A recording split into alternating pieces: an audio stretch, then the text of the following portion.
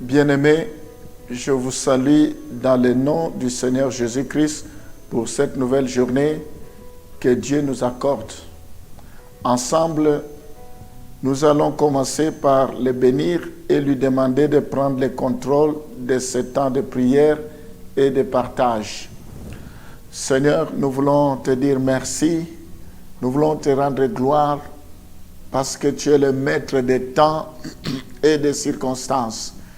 Je te suis infiniment reconnaissant pour cette opportunité que tu me donnes de parler de ta part. Merci parce que tu m'as gardé toute la nuit. Je te bénis, je te rends grâce. Pour cela, je vais te recommander cette journée qui vient de commencer, que tu sois glorifié. Je t'élève au-dessus de toutes choses, que tu croisses et que moi je diminue. Seigneur, je te rends grâce pour tous ceux qui me suivent, que tu as pu protéger, garder toute la nuit. Je recommande aussi leur journée entre tes mains, que tu les diriges, que tu les conduises vers le vert pâturage, vers les eaux paisibles, que tu restaures leur âme. Bénis cet instant, parle-nous. Nous voulons écouter ta parole. Nous voulons que toi, tu puisses nous révéler tes pensées. Ta parole nous dit, ta parole est esprit et vie. La lettre tue, mais l'esprit vivifie. Sois béni à jamais. Au nom de Jésus, nous t'avons ainsi prié. Amen. Nous avons vu l'institution du mariage en premier point. Ensuite, nous avons parlé de la nature du mariage en deuxième lieu. Nous voulons maintenant parler du troisième point, du mariage, famille, société et église. Nous allons lire Jean chapitre 2, le verset 1 à 2. Nous verrons dans la Bible que le mariage ne concerne jamais uniquement les couples pris isolément, mais il vit en relation avec la famille et la société. Quand on parle du mariage, on ne voit pas seulement les deux mariés, les couples seuls, mais il y a toujours la famille, il y a toujours la société.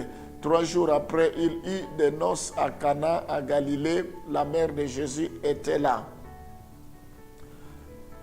Et Jésus fut aussi invité aux noces avec ses disciples.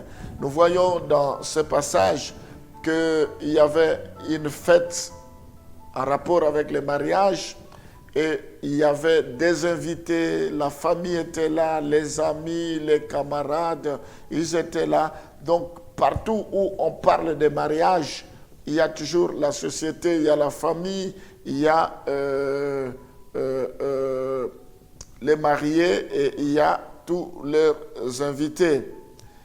Nous voyons en effet que la cérémonie du mariage donne lieu à une fête. Chaque fois qu'il y a une cérémonie du mariage, ça donne lieu toujours à une fête. Nous voyons ici dans Genèse, dans Jean chapitre 2, on parle de la fête des noces. Nous pouvons voir dans Genèse chapitre 29, le verset 21 à 22, la Bible parle aussi d'une fête dans Genèse chapitre 29, le verset 21 à 22. Nous allons nous rendre compte qu'il y a des amis des noces, les invités qui sont au rendez-vous et ils portent des vêtements de circonstances qui sont portés parce qu'il y a fête, il y a la joie. Ensuite, Jacob dit à Laban, « Donne-moi ma femme, car mon temps est accompli et j'irai vers elle. » Laban réunit tous les gens du lieu et fit un festin. Nous voyons qu'il était temps qu'il puisse reprendre sa femme Et nous voyons que Laban a pu organiser un grand festin. Il a invité tous les gens du contrée. Il y a les amis, il y a les invités. Nous voyons que les vêtements de circonstances sont portés. Donc, c'était pour montrer que quand on parle du mariage, il y a la famille, il y a la société et il y a également l'Église. Tous ces textes montrent que le mariage est une fête de famille dont les époux sont le centre. Les époux sont au centre et il y a la famille qui s'implique, il y a tout le monde qui s'implique, il y a la joie. Ça, c'est ce que nous devons savoir. D'autre part, par son autorité civile, la société a un droit de regard sur les conditions du mariage. Elle établit dans les lois qui régissent les devoirs de l'un envers l'autre, définissent le degré de consanguinité inadmissible pour un mariage et interdisent l'inceste. Nous voyons que le mariage, c'est une affaire de famille, une affaire de société, une affaire des amis, des invités, et il y a l'Église. Mais nous ne devons pas oublier aussi qu'à part la famille, il y a aussi les autorités civiles. Nous allons lire Romains chapitre 7, les versets 1 à 2. Nous voyons, la Bible nous dit dans Romains chapitre 7, les versets 1 à 2. Ignorez-vous, frères, car je parle à des gens qui connaissent la loi, que la loi exerce son pouvoir sur l'homme aussi longtemps qu'il vit. Ainsi, une femme mariée est liée par la loi à son mari tant qu'il est vivant, mais si le mari meurt, elle est dégagée de la loi qui la liée à son mari. Nous voyons l'existence d'une loi, donc la société est régie par des lois. Ici, je parle de l'autorité civile. C'est pourquoi il est important que, en dehors de la famille, la société, quand le mariage est célébré au niveau de la famille, nous devons aussi passer devant les autorités civiles parce que ce sont eux qui régissent la loi, ce sont eux qui représentent l'autorité. Nous voyons dans ce passage qu'il y a des lois qui régissent les mariages et ça, nous pouvons les trouver à la mairie, nous pouvons les trouver auprès des autorités civiles. Le respect de l'institution du mariage permet la sauvegarde de la moralité dans la société. Il est important que nous puissions respecter les institutions, que nous puissions respecter ce que les lois nous demandent à propos du mariage pour réglementer cela au sein de la société. 1 Corinthiens chapitre 7, le verset 2. 1 Corinthiens 7, le verset 2. Ainsi, une femme mariée est liée par la loi à son mari tant qu'il est vivant. Mais si le mari meurt, elle est dégagée de la loi qui la liait à son mari. Nous voyons que cette loi doit être appliquée parce que c'est la volonté de Dieu. Alors, lorsque le futur conjoint sont des membres de l'Église, nous voyons la première étape, c'est la société, entre amis, la famille. La deuxième étape, c'est au niveau de la mairie, les civils. Il faut que cela soit contracté, connu au niveau des autorités civiles. Enfin, je disais, lorsque les futurs conjoints sont des membres de l'Église, celle-ci manifeste de l'intérêt pour leur mariage puisqu'elles s'associent à leur joie. Donc, en tant que chrétiens, s'ils sont des chrétiens, il faut que les chrétiens manifestent leur joie. Nous voyons dans Romains chapitre 12, le verset 15, Romains chapitre 12, le verset 15, la Bible nous demande de nous réjouir avec ceux qui se réjouissent, pleurer avec ceux qui pleurent. Donc, le mariage étant un sujet de joie, il est normal que le membre de l'Église se réjouisse également ce jour-là avec les mariés parce que c'est une bonne nouvelle.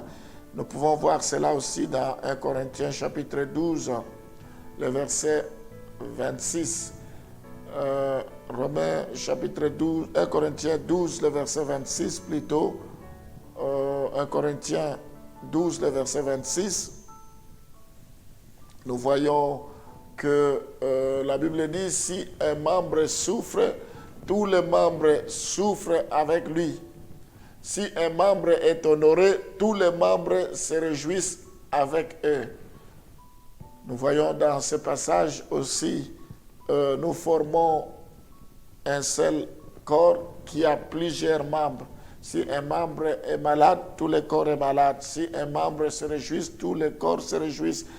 Donc, du coup, quand dans le mariage, le couple se réjouisse, il faut que tous les corps puissent, tous les membres dans le corps, tous les composants du corps puissent aussi se réjouir. Alors, je voulais dire un mot concernant la valeur de la cérémonie religieuse. Dieu a institué le mariage pour tous les hommes, croyants et incroyants. Le mariage ne concerne pas seulement les croyants ou seulement les incroyants, ça concerne les uns tout comme les autres. Le mariage des incroyants n'est pas un mariage de moindre valeur que celui des chrétiens. Nous ne pouvons pas dire que le mariage des incroyants n'a pas de valeur que le mariage des croyants. Non. Ou cela est de moindre valeur que les chrétiens. C'est faux. Autant le mariage des incroyants a une valeur, autant le mariage des chrétiens aussi a une valeur. La cérémonie ecclésiaste n'est donc pas le mariage proprement dit. Ce n'est pas le mariage ne se passe pas à l'église, ce n'est pas la cérémonie ecclésiastique qui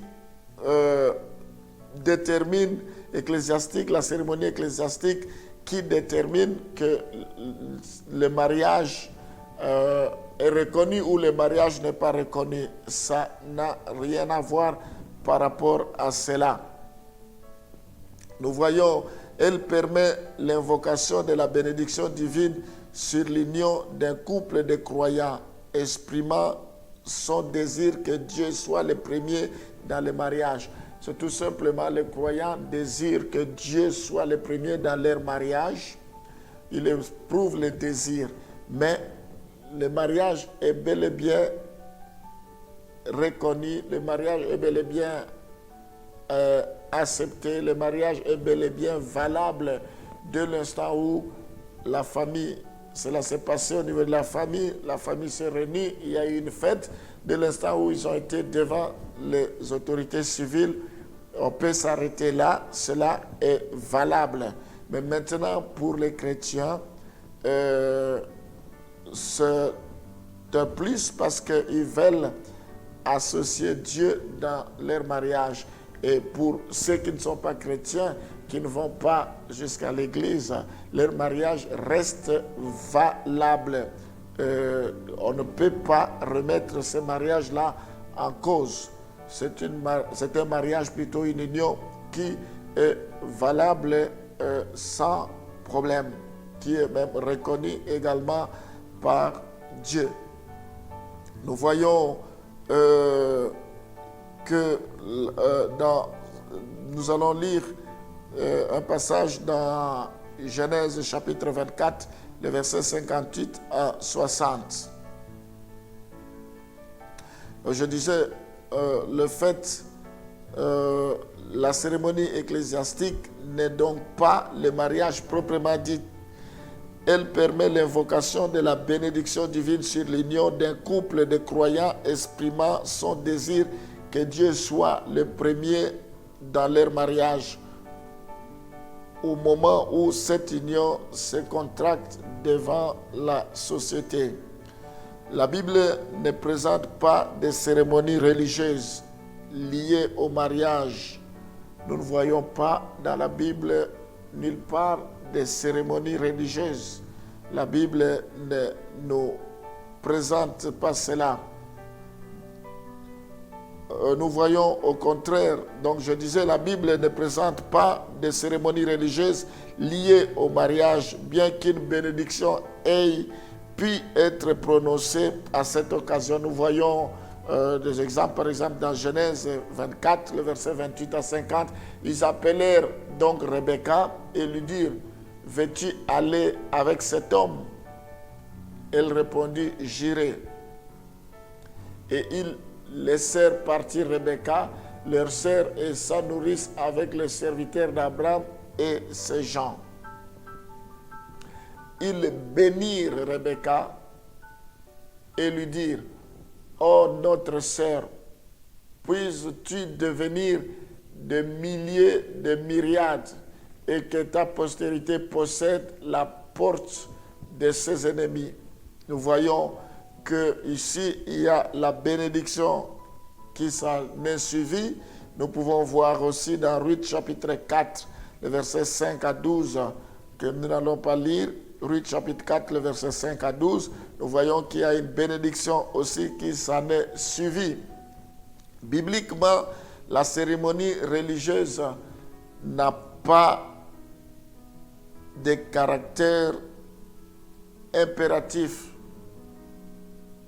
Cependant, créé par Dieu, le mariage est sanctifié par la parole et par la prière. Dans 1 Timothée chapitre 4, le verset 3 à 5, la Bible nous dit « Tout est sanctifié par la parole et par la prière ». 1 Timothée 4, le verset 3 à 5. Une cérémonie religieuse permet aux mariés d'affirmer leur désir de vivre leur union selon les normes bibliques. Nous allons lire 1 Timothée 4, le verset 3 à 5. Prescrivant de ne pas se marier et de s'abstenir d'aliments que Dieu a créés pour qu'ils soient pris avec action de grâce par ceux qui sont fidèles et qui ont connu la vérité. Car tout ce que Dieu a créé est bon. Et rien ne doit être rejeté, pourvu qu'on le prenne avec action de grâce. Le verset suivant, parce que tout est sanctifié par la parole de Dieu et par la prière. Gloire au Seigneur.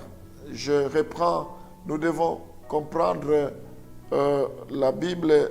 D'ici, nous voyons bibliquement, la cérémonie religieuse n'a pas de caractère impératif. Cependant, créé par Dieu, le mariage est sanctifié par la parole de Dieu et la prière. Une cérémonie religieuse permet aux mariés d'affirmer leur désir de vivre leur union selon les normes bibliques et de témoigner de leur foi vis-à-vis de leurs invités. Donc les couples veulent témoigner leur foi vis-à-vis de leurs invités et aussi ils veulent vivre selon les normes bibliques.